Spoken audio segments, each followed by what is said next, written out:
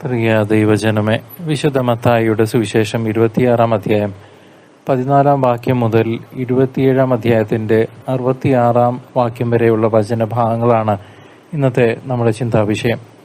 എല്ലാവർക്കും ഓശാന ഞായറാഴ്ചയുടെ ആശംസകൾ വളരെ സ്നേഹപൂർവ്വം ആദ്യമേ തന്നെ നേർന്നുകൊള്ളുന്നു.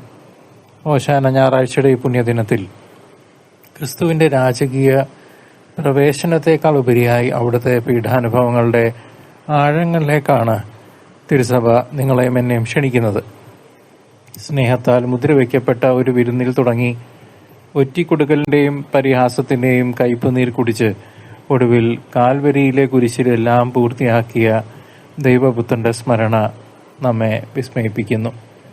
മനുഷ്യവർഗത്തിൻ്റെ മുഴുവൻ പാപഭാരവും എൻ്റെയും നിങ്ങളുടെയും സ്വന്തം തോളിലേറ്റി നിശബ്ദനായി വിധിവാചകം ഏറ്റുവാങ്ങിയ ആ പരമബലിയിലാണ് നമ്മുടെ രക്ഷയുടെ ഉറവിടം. ക്രിസ്തുവിനെ അനുഗമിക്കാൻ ആഗ്രഹിക്കുന്ന ഓരോ വിശ്വാസിയും സ്വന്തം കുരിശെടുത്ത് അവിടുത്തെ പിന്നാലെ നടക്കേണ്ടതിൻ്റെ ആവശ്യകത ഈ വചനഭാഗം നമ്മെ ഓർമ്മിപ്പിക്കുന്നു. ജീവിതത്തിൻ്റെ പല വേദന നിറഞ്ഞ നിമിഷങ്ങളിലൂടെ നാം കടന്നു പോകുമ്പോൾ കർത്താവ് അവിടുന്ന് അർപ്പിച്ച ആ ബലി നമുക്ക് മാർഗദർശനം നൽകട്ടെ. പീലാത്തോസിന്റെ മുൻപിൽ സത്യത്തിന് സാക്ഷി നൽകിയ കർത്താവ് ലോകത്തിന് മുൻപിൽ അടിയുറച്ചു നിൽക്കാനുള്ള കരുത്ത് നമുക്ക് നൽകുന്നു.